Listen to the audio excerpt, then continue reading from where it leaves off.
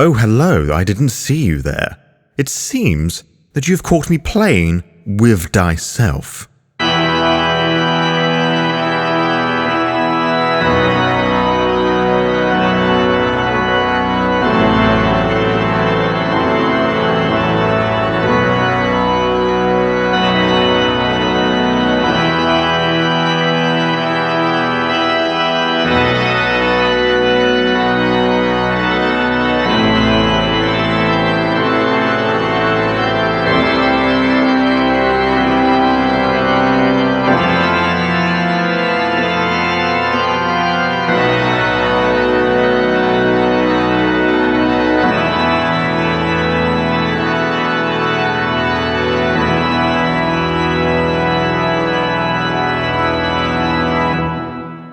Good afternoon, good morning, or good evening, or whatever time zone it is, whether you are on the world, and welcome to, I guess, Season 1 of the Playing With Diceself podcast, where this sad British Goth boy plays TTRPGs by himself. And if you've been paying attention to the last 2 episodes in this podcast, we are doing Vampire the Masquerade 5th Edition using my own personal homebrew, the Autarkis Storyteller, which you'll be able to purchase on the Storyteller's Vault at a later point. But, in case you haven't caught up with what's going on at the moment, this is what's going down. We did the teaser episode, where I did the big announcement just before the new year. By the way, Happy New Year if I haven't said this already. And then we did character creation, where using the mechanics of the homebrew, we created our own character with lots of prompts, questions, and plenty of dice rolling. And to make the whole process a lot shorter, we made a Nosferatu, a non-binary demi-femme Nosferatu by the name of Doris. Yes, really, Doris came about because I use a name generator because I'm terrible with names. Names is like always the last thing I do with a character. They are Generation 11, they have the Bagger Predator type, and they're part of a cult, the Cult of Yima, no less. So basically Cleopatra, but rather than not like Nick Tuku aggressive sort of thing, we have them wanting to revert their condition, because Doris is quite religious, and Doris believes they have been punished by God for something that they have done, something that we haven't properly determined yet. At least not that I can remember anyway, I didn't write that down.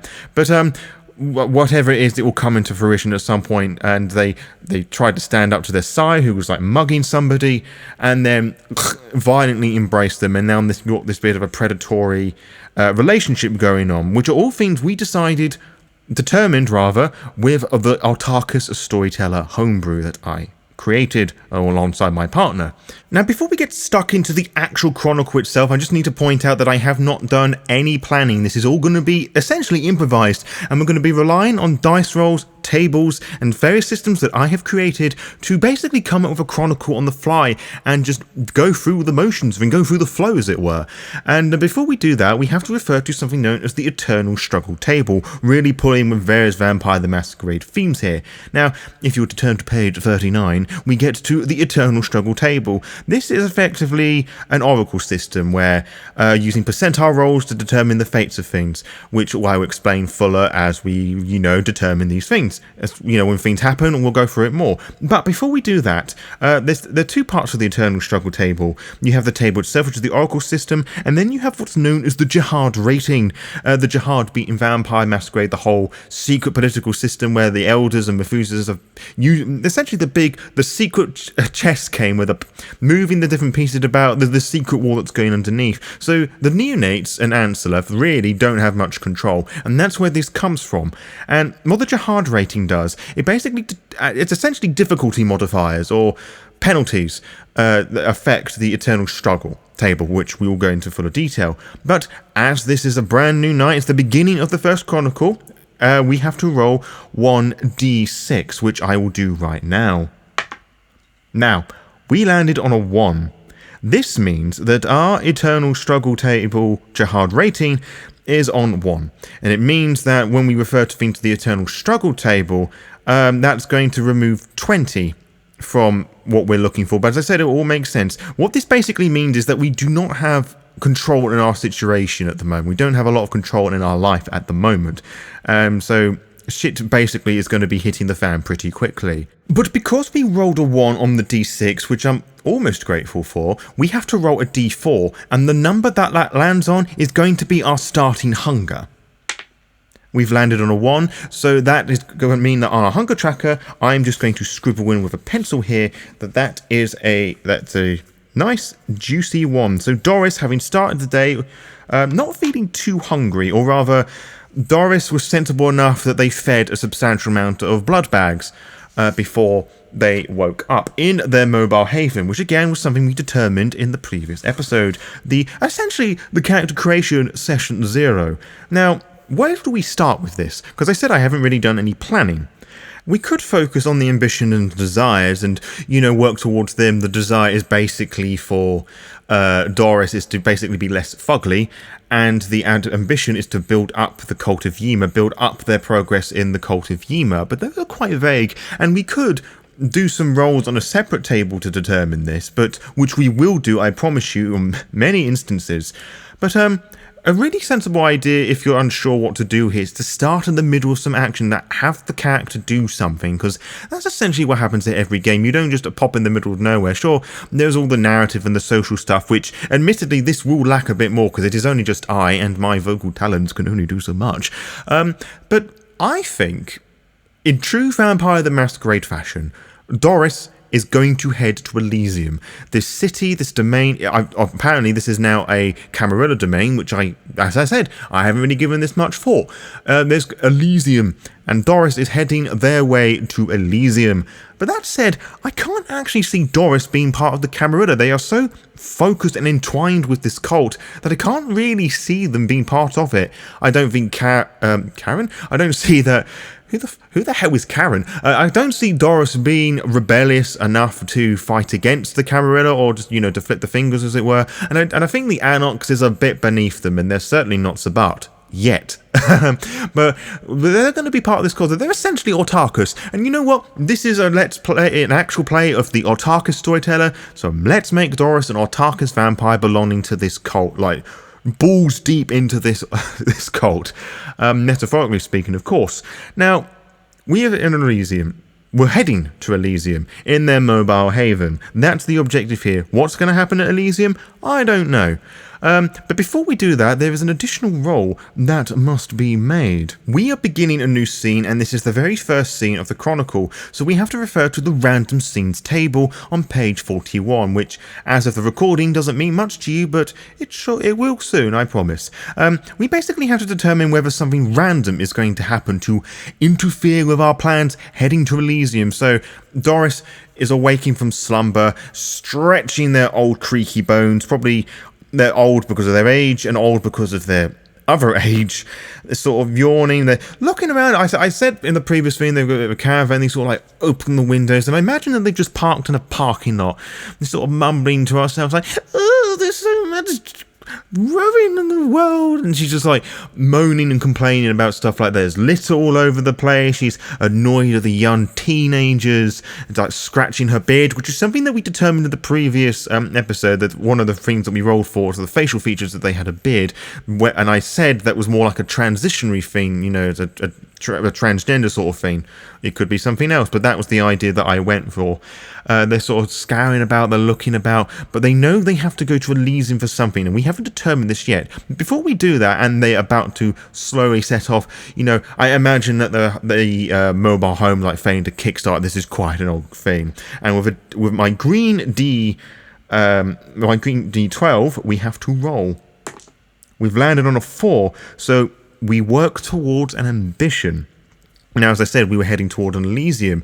And the ambition is building up the nature of the cult. So basically, Doris, regardless of what actually happens at Elysium, the reason why they're officially being summoned, because all the vampires of the Camarilla are, summoned there, and obviously Doris, I guess, it kind of is part of the Camarilla, but they would say otherwise. But they are going to go to Elysium to basically influence or corrupt, depending on the Nosferatu's output, to build up the status and try and gather more members, which will work very nicely for Doris. So not too eventful so far. I don't think it's not going... I think things are going to get a bit more spicy, but let's carry on. So they're starting up this motorhome, and they're slowly working towards the winding, bending roads. There isn't a lot of traffic going on at this time of night. Like, I'd say this is about 8 p.m, roughly. As I'm recording this in the winter period, and I'm thinking the sun has truly set properly at this point, but as their humanity is 6, they would wake up a little later than the usual generation of 7. I can't remember if that's a ruling in V5, but I know it's a ruling in old editions that the lower humanity, the longer it takes for you to wake up, but that's a ruling that I like, so I'm just going to work with that. So they're up a bit later than other vampires in the area, and they're slowly bobbing on their old, noisy, creaky, mobile home. They're driving along Elysium. Should really work out where Elysium is being held at this point, and to do that, we are going to use the scene definer tables, and these are 2 separate tables. We have an activity, and we have a focus on pages 43 and 44, respectively.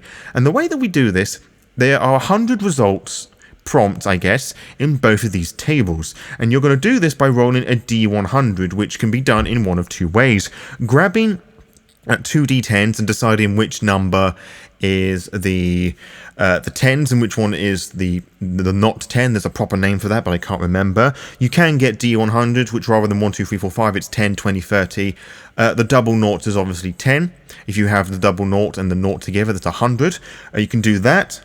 Or you're going to do what I'm going to do and actually roll a D100 ball. I don't know if there's a proper name for it, but it's on my hand. It's part of the Uggo die set, which I mentioned in the previous episode, because I did something a little unusual in the character creation. And I'm essentially going to roll this big-ass ball. And I'm going to see, first of all, we're going to work out the nature of Elysium, the actual place of it. And I don't know how you read these properly, so I'm basically going to rule that whatever number lands facing upwards towards the ceiling, and that is looking at the focus table, that is 20, and he says intellectual.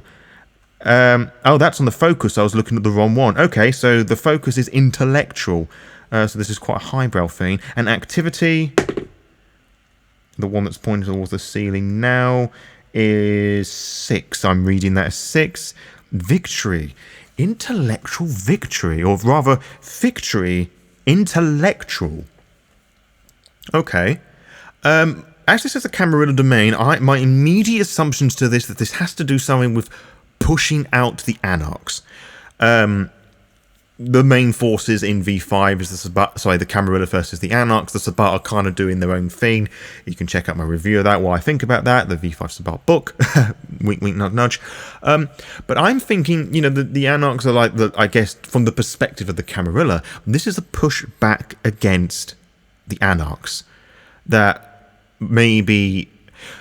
I don't think there would be no Anarchs in the city, because that is just redonkulous, but I do reckon that there's been a substantial blow to their numbers. Actually, rather than making assumptions about this, I'm actually going to use the Eternal Struggle table now. We're basically going to work out how much of the Anarch presence is left in the city. So I don't think it's all going to be removed, because that's just daft, personally.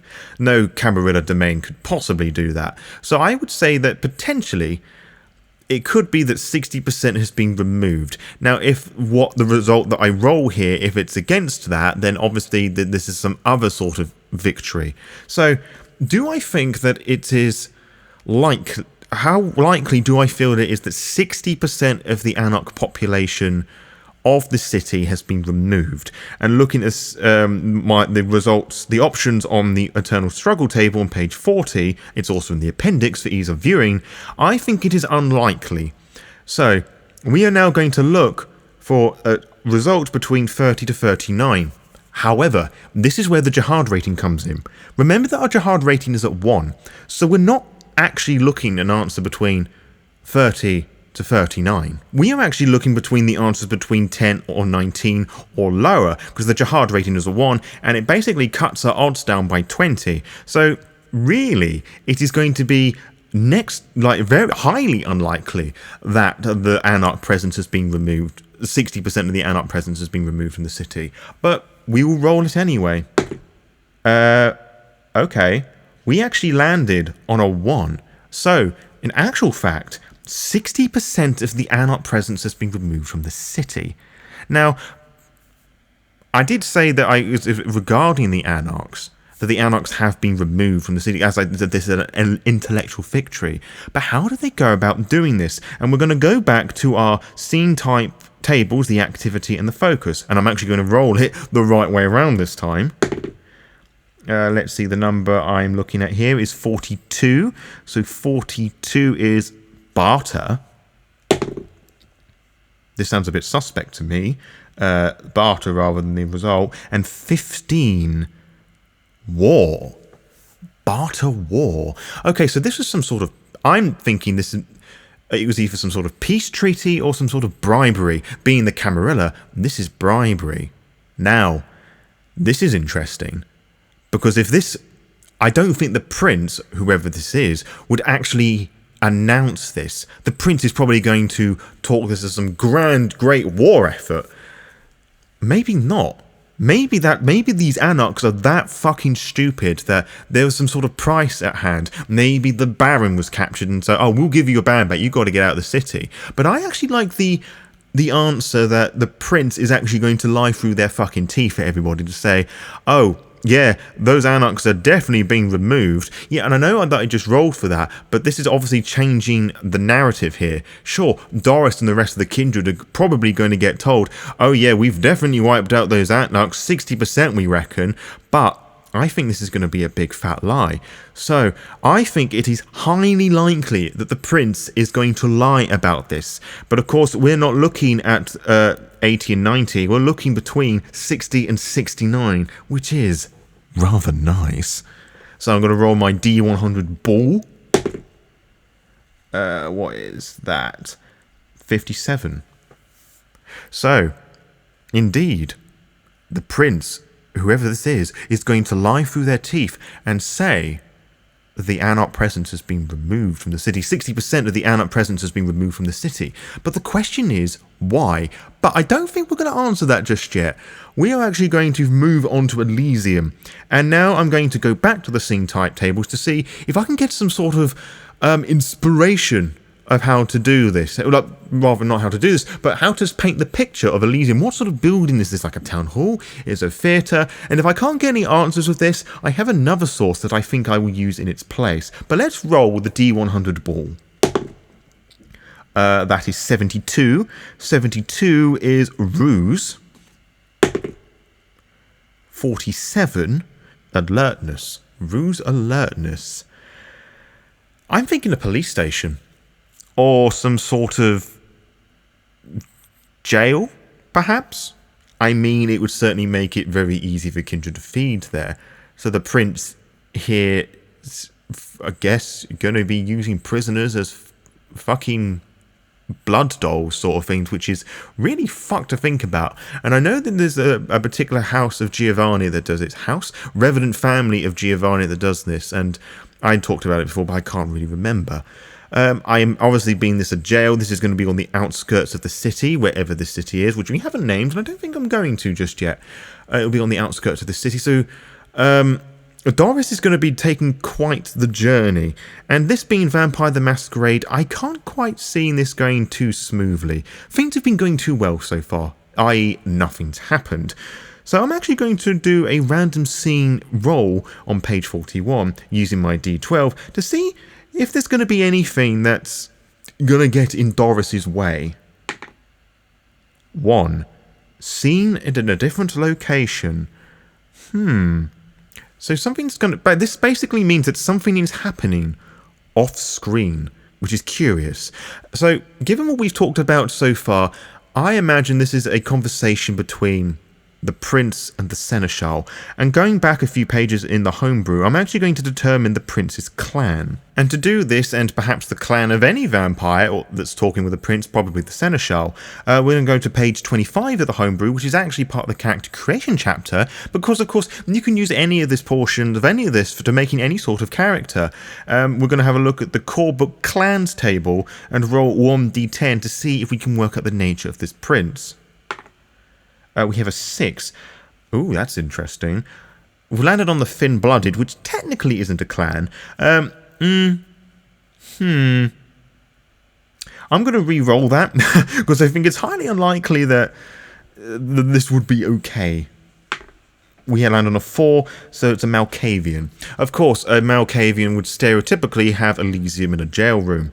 In a prison, rather. And I'm going to roll a different d10 to determine the clan of the Seneschal. A 5, so that is Nosferatu. Which makes sense, I guess. So the nature of this scene, I'm imagining that the members of the court beginning to gather, probably the primogen or like elders or whatever, or elders that are bringing along their younger child, and the prince is talking quietly to the Nosferatu, who I'm just going to put on like a gruff voice of this because that's just like my go-to thing with Nosferatu, talking to the Prince Malkavian. Oh, my prince, they're beginning to arrive now. You're not going to tell them how things actually went down with the Anarchs. No, of course not, James. We're not going to do that. It would be most ludicrous. And I imagine the voice just carries a bit too loudly, and there's some people that turn their heads and they're just putting weird faces at the prince. Well, Jonathan, you're going to need some sort of plan, because anyone finds out what actually happened. Relax, James, relax. It's all going to be fine. We'll just tell them with the recent events of the sheriff that they've been absolutely annihilated. What would be a good, reasonable amount you say they could be wiped out? Well, if you want my advice, boss, I say about 60% is going to be rather fine, don't you think? It's not too high, it's not too low. It's a good amount, and I think that'll make a lot of people very happy. I think that is a marvellous idea. Good on you, James. I'm so very glad that I had you as my right-hand man, that I definitely didn't improvise now on the spot. So as we technically arrive at a new scene, Elysium proper, with the camera would sort of spin round, probably whiz out of this jailhouse, where I imagine from people below them there's screaming and shouting, like people crying, people angry, like various different emotions going on. It's kind of entering a new scene with the camera like just flying out of the doors or whatever, going to this camper van of Doris. Usually, what would happen now is that we would move the slider of the jihad rating up if we have more control of the situation, or we just leave it as it was because it's on 1, it can't go any lower, if we didn't have control. But I'm not actually going to do that because nothing really happened. We've just driven and the scene's just gone to a different place with our two characters, the Seneschal James of Nosferatu clan origin, and the Prince Malkavian by the name of Jonathan. So we're not going to deal with that until, so it's still going to be stuck on 1. Now, the question that I'm going to ask is, they've arrived, and there's obviously not a lot of parking going on.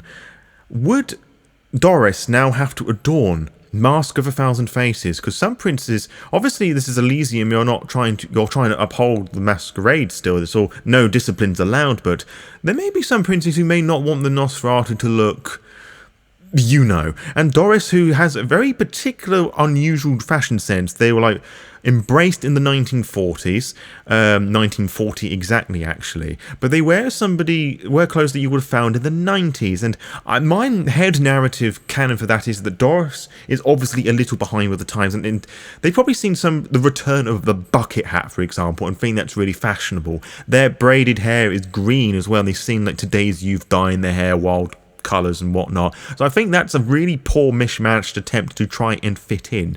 But besides that, Mask of 1,000 Faces would be the discipline here that we would use to determine whether this is something, whether Doris can basically become somebody else for a time being, which Doris, I feel, have mixed feelings for. Yes, it would allow them to look more, I guess, normal, for better of a lack of a word, but at the same time, I don't think it's something they'd like to do because it's not themselves. They would look plainly average. And I can imagine Doris just thinking and just mulling over the results of things, their options here. To decide this, we're going to use the Eternal Struggle table once more. I think it would be very likely that Jonathan would want the Nosferatu to appear as one of the kind, like everybody else is.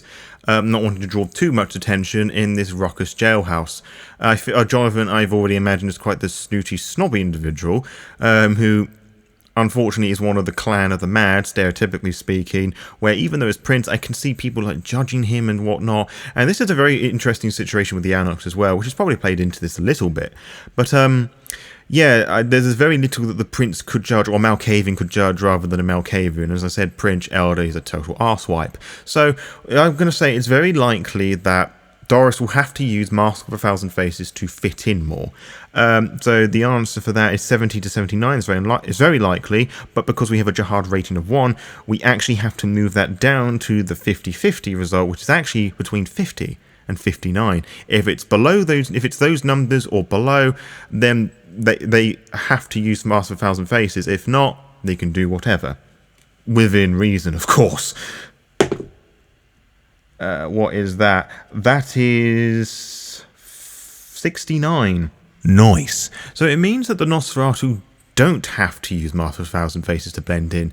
And this is, again, causing all sorts of confusion for Doris, but, you know, they've parked up and saying, what a strange place to hold on Elysium. These can only be the works of a Malkavian. And to that bit of improv, I think that Doris is very new to this domain. They get out, they slam the door, and just the sound of the big whack just carries across this usually desolate parking lot, but given the fact that there are individuals here today, they would be fairly packed. So obviously this jailhouse is under the care of the prince. So the maybe... Actually, I'm going to roll for this again. Is it likely that any prison wardens or guards are aware of the Nosferatu? I'm assuming yes. I think it's likely. I think whoever is on guard would be aware of the existence of Nosferatu, but maybe not. Maybe this is something that Jonathan has overlooked, or maybe that this is all some part of some game that Jonathan having to do. Maybe the Nosferatu have to find their own way in. I don't know. Is it likely the guards would know about the presence of Nosferatu? I say it's likely. 60 to 69. We're actually looking to 40 to 49. So if it's that or lower, then the prison guards would be aware of the existence of the Nosferatu, that they are definitely under the Malkavians' control. What is that? Oh, that is 91. So the guards do not know about Nosferatu. Okay, so Doris, who has probably got the memo that they don't have to dress up, as it were, is probably just waddling their way over to the front entrance. Like, they're seeing a couple of people go in. Is anyone going to stop Doris? I think that's highly unlikely. Which is 10 to 19. Now, we can't go lower than 20, so next to no chance. Basically, we have to get a 1 to 9 if somebody's going to say, hey, you may want to do something about your get-up. No, we've got 11. It's just so close. So basically, no one is going to stop Doris. They probably give stares at the very least, like, what on earth are you doing? They would probably give stares at some sort, but would Doris notice this?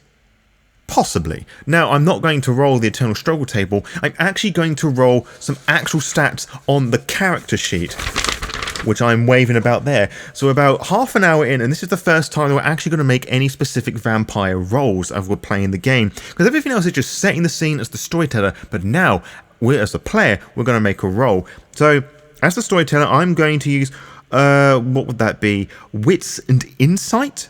Yeah, I'd say that's Wits and Insight. You know, the insight is like taking in like cues and things. So for that, in case you haven't played VTM before, 1 hunger die, or V5 specifically, 1 hunger die, because I have 1 hunger, and build around that my Wits and Insight pool. So I have 2 in Wits, 3 in Insight, so I need 5 dice in total, and one of them's got to be the hunger dice. So that's basically 4 d10 and 4 regular d10 and 1 d10 of a different colour. Or if you have the V5 set, they've got the hunger dice and the standard dice. For the sake of transparency, I have standard d10s. I have blue for the standard die and red for the hunger die. So I'm just going to roll Wits and Insight to see if Doris notices that people giving them funny looks, and not only that, to, you know, cue in, oh, maybe I should actually do something about how I'm presenting to myself here. Okay, what do we have here? We have 2 5s, an 8, 9, and 3. So we have 2 successes. Now, I would very much like to Doris forenotice, you know, to make things as smooth as possible. So I'm going to spend, I'm going to take a point of superficial willpower damage, and I'm going to roll up to 3 regular die. So I'm basically going to take the 3, what was that? Yeah, 1, 2, 3, 4, 5. Take those 3 there, and hopefully we can get some better results. I would like at least one, because that would guarantee that Doris at the very least noticed they're being stared at. Okay, we got 4 successes, so I reckon, as I said, with the 3 successes, they notice they're being stared at by various patrons, and I think with the 4th one, they notice that something's up. You know, they're not just being stared at because they're Nosferatu, that this is specifically that something is wrong. And I think Doris, with the social skills of a gnat, mostly making up in charisma. I can't see the charisma. I am thinking of more like the cult thing, because they have got 4 in charisma. That doesn't necessarily mean there's like street smarts or anything. So they're going to go up to an individual and just like yank on their, like, I don't know, like a suit jacket or something a bit smart. And he says, "Excuse me, young man, but why on earth are you staring at me?" And this individual's going to turn, like, just sort of looking around.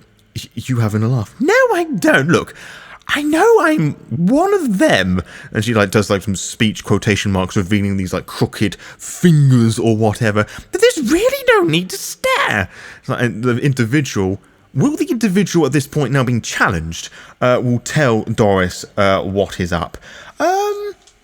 50-50, I say. I mean, part of them, this individual wants to like be left alone with this strange elderly woman presenting person. But there's also the fact, like, you're going to get into some serious trouble. So I think it's going to be 50-50, but rather than 50-50, rather than 50-59, it's actually going to be 30-39. That is 43, which doesn't fit it nicely. The individual's probably just going to turn their face away. But Doris is persistent, if anything, as anybody with grandparents from that period will know that they're not going to back down. They're not quite Karen stage, obviously, but, you know, I think Doris is annoyed now that they're being ignored. I think Doris is going to give him a nod, a pull down on the shirt, saying, "Don't you turn your head away as I'm speaking to you. You will tell me in this instance why you're staring at me and what I can do to change this." And this, to me, feels like a bit of intimidation. And I'm actually going to pair this with Daunt, which they have, because they have Presence.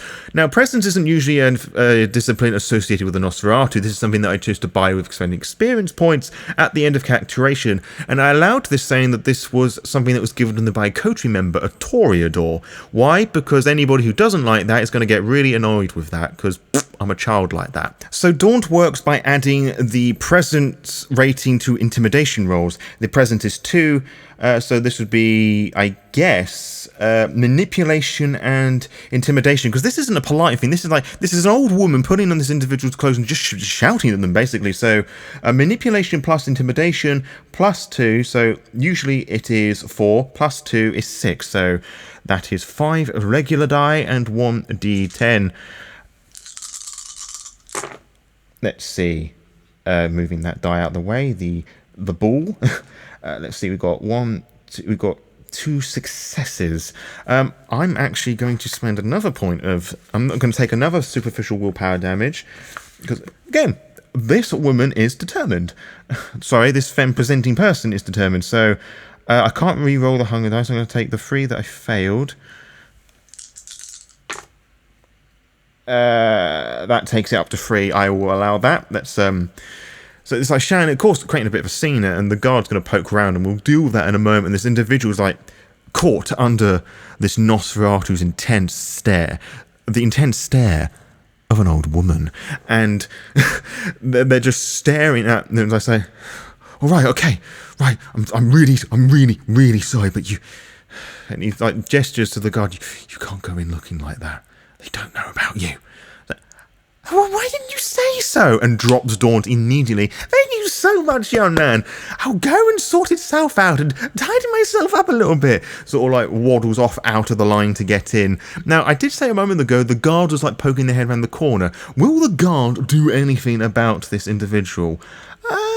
Again, I'd say that it's 50-50, because Doris is beginning to walk off and the matter seems to be resolved. Actually, with that in mind, I'd say that it's unlikely. So 30-39, the guard will not do something. So if it's 30-39, they won't do something. If it's higher, they will. Of course, we're not looking to 13 and 39 because the Jihad rating is at 1. We're actually looking between 10 and 19. So 10 or lower, or 10 to 19, you get what I'm saying. So lower than 20 is basically what I'm saying. And that is 12. So the individual will not pursue Doris because it's dark and we probably can't make out the details. Maybe the bits of hair can poke out a little bit. But to that end, we have to perform another discipline roll. This one being Mask of 1,000 Faces. It's one of my favourite discipline powers. And as I've said already, this allows Doris to appear more ordinary. And it's probably seeing the other individuals around and how they're dressed. Or it's a bit difficult to be normally dressed, so it wouldn't be a police car. I say that this case would be like an average looking person just walking in, but obviously somebody that would probably be elderly.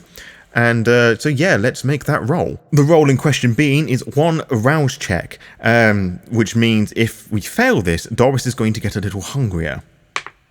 We got a 1, which is below 6, obviously, which the 6 and higher is the successes for hunger rolls, so rouse checks rather. So Doris gets hungrier. I imagine this as the beast getting a bit more irate with being challenged by this individual, and such a flimsy use of an ability just to find out why they're being stared at. You stupid old brat!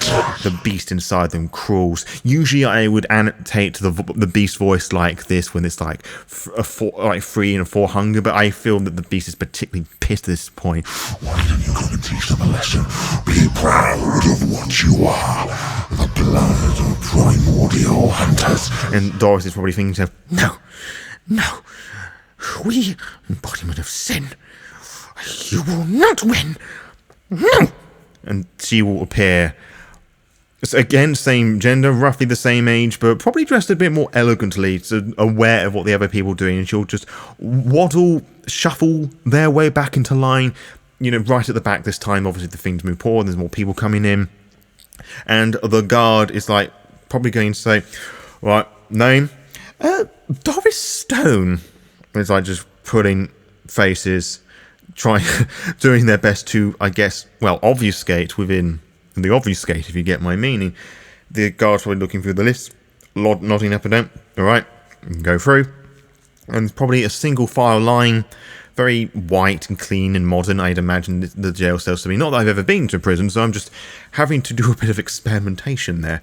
So they're walking and rolling through it. I guess it opens up to this, I imagine from what I've seen on television and the occasional documentary, this big open space and there are people shouting and effing and blinding. Those that are brand new with weaker wills are crying. Doris is looking around, probably not liking this space. Just filled with sinners and criminals and all sorts of unpleasant people. Because remember that Doris has a religious background, and whilst we haven't determined how... I haven't, up until this point, I hadn't really officially said that Doris was a good person. I've suggested and I've hinted it, but given our previous reactions and what I'm just vibing and bouncing along with ideas here. I'm basically saying that, yes, Doris is more moral than other vampires, shall I say, or at least has a bit more prestige about things. And they're wandering about, looking about all over the place. And they're hearing the sights and sound, and they see the prince at the far end, this Malkavian by the name of Jonathan, and they'll see the Nosferatu standing by them. Now, we've had to ascertain that the guards outside the building don't know, but is James dropping Mask of 1,000 Faces? Given this weird setup, I'd say that it is 50-50. And because of the Jihad rating, we're not looking between 50 and 59. We are looking to 30 and 39.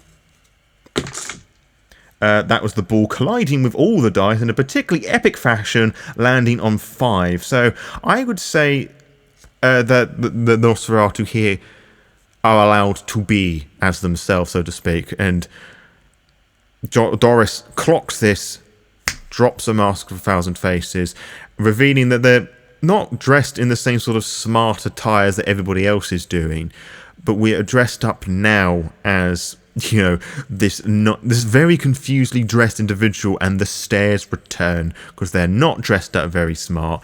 Doris, I've already ascertained just from previous descriptions that Doris did not get the memo, but given this as a prison cell, I don't think that matters too much. Or does it? As we've already described, people here are dressed up rather nicely and Doris is not. What sort of comments is Doris going to get? Is Doris actually somebody going to say, "What the fuck you doing, you stupid bint?" I say that it is highly likely that somebody's going to say, "Yo, what the fuck?" Like the Keeper of Elysium or the Herald, the Harpy, is probably going to say something. But of course, we're not looking for 89 or lower. We're looking for 60 to 69 or lower. That is actually 99. So no one's going to say anything about this. Interesting. There's just the weird stares. But that's, nobody wants to create a scene at Elysium until somebody does create a scene at Elysium. So now begins the hunt for Doris to fulfill that ambition to lecture the kiddywinks about the Cult of Yima. And in order to do that, I'm going to do a wits and investigation roll to see, to see how many Nosferatu Doris can see. And I will determine that each success will be a Nosferatu candidate that Doris is going to be able to, who Doris feels is worth having a conversation with. So my, wits and investigation. So that's 2 for wits, 3 for investigation, but 2 of those have to be the hunger die. So there's 2 hunger die and 3 Mechlin die. I do not have any powers that can help this, or discipline powers rather, and we're just going to roll that dice pool. Let's see. That is 3 successes, and given the conditions of what I was rolling, I'm not going to, take any more superficial willpower damage. This is going to be 3 Nosferatu that Doris is going to basically seek out. And in this jail cell, I'm imagining that probably one of them is going to be on their own. They're not going to be huddled together. Nosferatu are solitary creatures, so to speak.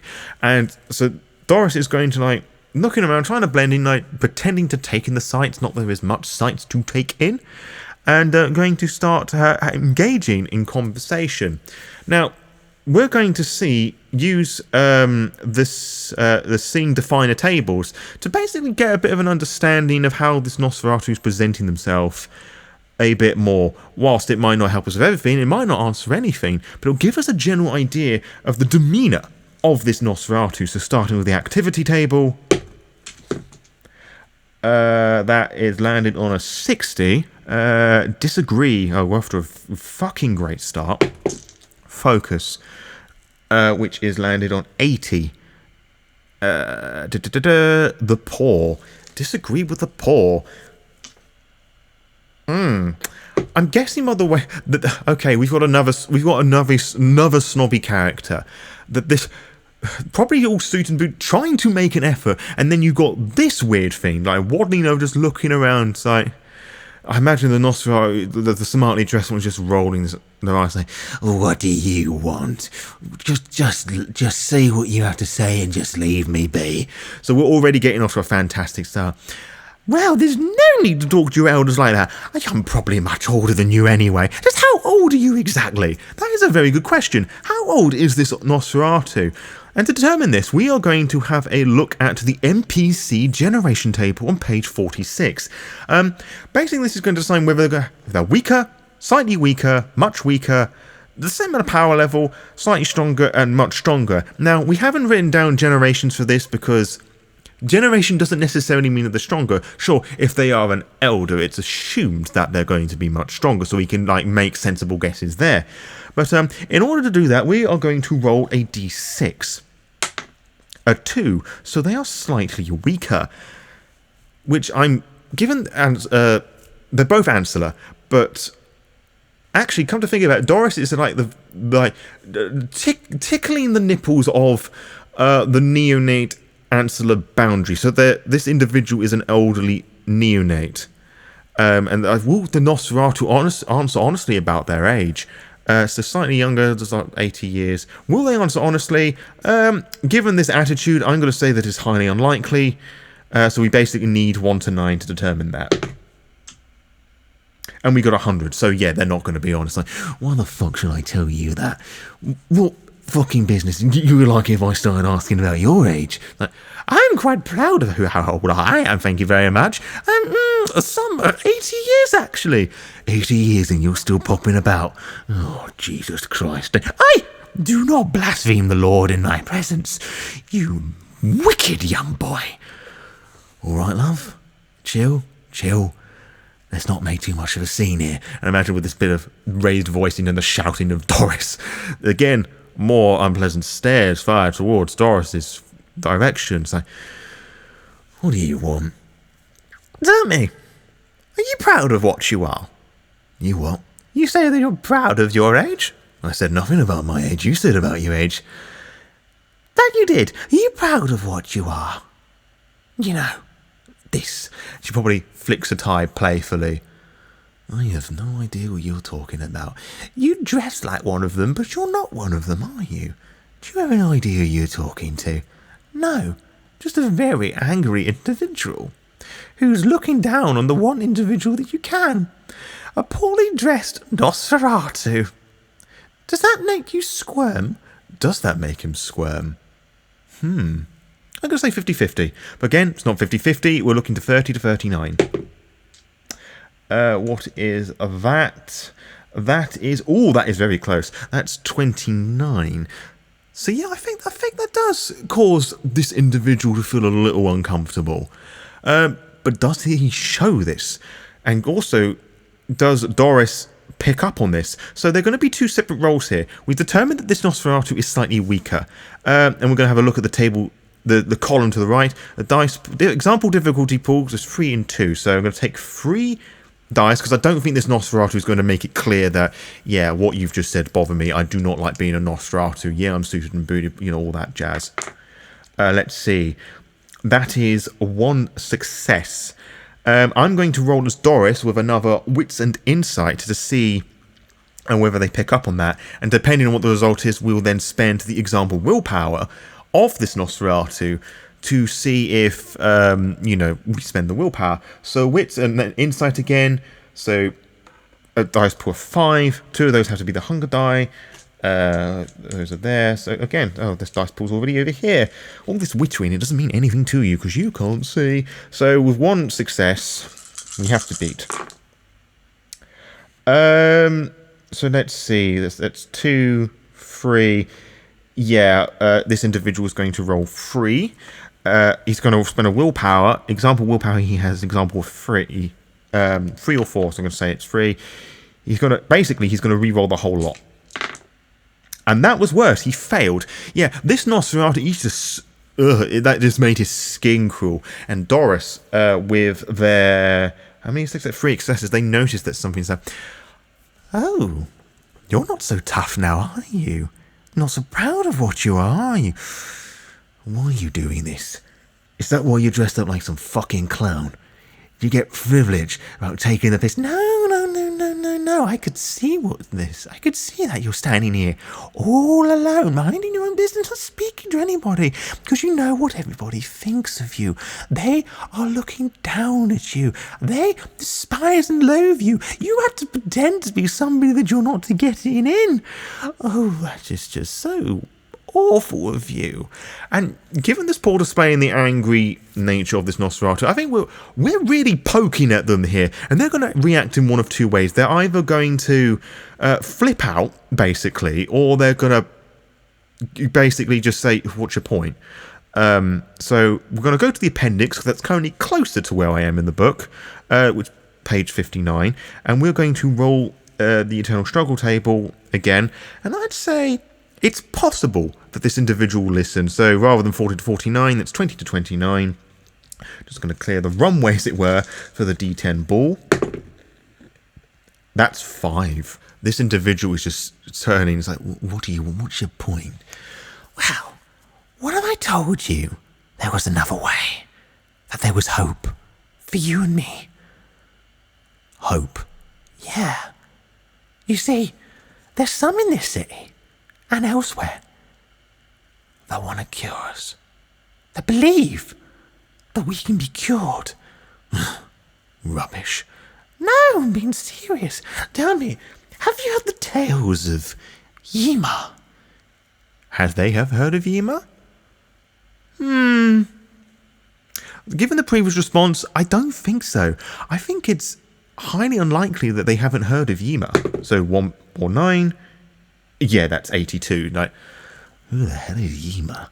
Wow. And basically we're going to do a roll here to see how much knowledge and persuasion that's going to happen here. Basically, we're going to see how much knowledge Doris knows about Yima. So that, to me, is an intelligence and occult roll. So that's 5 dice again. But Doris has a specialty in the occult skill, the Cult of Yima. So rather than 5, it is 6. So 1, 2, 3, 4, 5, 6. Ooh, we got a messy critical, boys! First messy critical of the round! So that's 4. Okay, that's just 4 successes, but a messy critical. I'm seeing this. Like, Doris gets really excited. Like, the beast had a go at them earlier on about, being shunned of their lineage, but Doris is now just going to go really into details, just talking about, you see, many years ago, back when Maximilian was around, and he, you know how angry he was, that he wanted to wipe all of us out. But some of his children, particularly one of them, thought they could study us, learn about us, to be better, to essentially fit in more with everyone else. And that was a Nosferatu called Yima. Some say that it was he, some say that it was a she, and some say that with their blood we can get better. The Yima doesn't look as horrible as us. They look more human, and with their blood we can get better. Does this convince this individual here to pay attention to this ramblings and ask more? I'm going to determine this with a, charisma plus persuasion, and this is a huge dice pool for Doris. We have 4 charisma, persuasion is 2, so it's 6 again. Wouldn't it be great if we got another critical? We did not. 1, 2, 3, 4, 5 successes. Yeah, I would say that this individual's convinced. Like, these eyes wide open. It's like, you're telling me there's a Nosferatu who can... How do you know so much? Well, and then Doris begins to talk a bit more about the Cult of Yima and with the previous successes, and given the fact that Doris is on a roll there, it's like, I could probably introduce you sometime to some of my superiors. How would you like that? Well, yeah, this seems a bit fucking wild to me, but then again, you got to see vampires talking in a jailhouse, so fucking anything could happen, mate. Yeah, alright. How about we go and meet them after what happens in Elysium tonight? I think that's a splendid idea. Tell me, what's your name? Brian. Name's Brian. Yeah? I'm Doris, she says loudly, and then the whole shaking her hands, the voices are lifted again, the stares are returning. It's a pleasure to meet you, Brian, and hopefully we get to know each other soon. And pats him on the shoulder. And I think what this exchange that's going on would be when the prince arrives into Elysia. Well, we said the prince was arriving in Elysia, and I said the seneschal is probably like tinning on a glass somewhere, or like shouting very loudly, "Alright, you lot, it's time for the events of Elysia to begin." And with that, I think would be a particularly interesting place to stop for now. We'll find out the events of the Elysium proper, obviously find out more about the details of the Anarch conflict, but whoa! This has gone very, very well. It was a bit of a rough, slow start, as these things tend to be, but with simple tables and a few prompts and dice rolls, we're basically starting up with Doris's infiltration of this city, converting Nosferatu over to the Cult of Yima. And, yeah, this is going really well. And with this in mind, I think we can say that we can raise the Jihad rating, so moving it from 1 to 2. So rather than taking things off by 20, it's taking things off by 10, which means things are far more in our favour. So yeah, I hope that you've enjoyed this the first episode of season 1 of Playing With the Playing With Diceself podcast. Jesus Christ, I cannot say my own podcast name. And hopefully as we go on, there'll be a bit more action afoot to see what trouble Doris gets in, because, you know, if things are going well at the moment, but it's probably going to end really badly at some point. But, yeah, I'm really enjoying this, and I can't wait to get stuck in with more. And I hope that when the homebrew comes out, that, yeah, you will all enjoy this as well. And I'd love to hear what you thought about this in the comments in the YouTube section below, and on social media, in the Discord, Law by Night VTM, or across everywhere. You can find links for all of that down below as well. And until next time, farewell.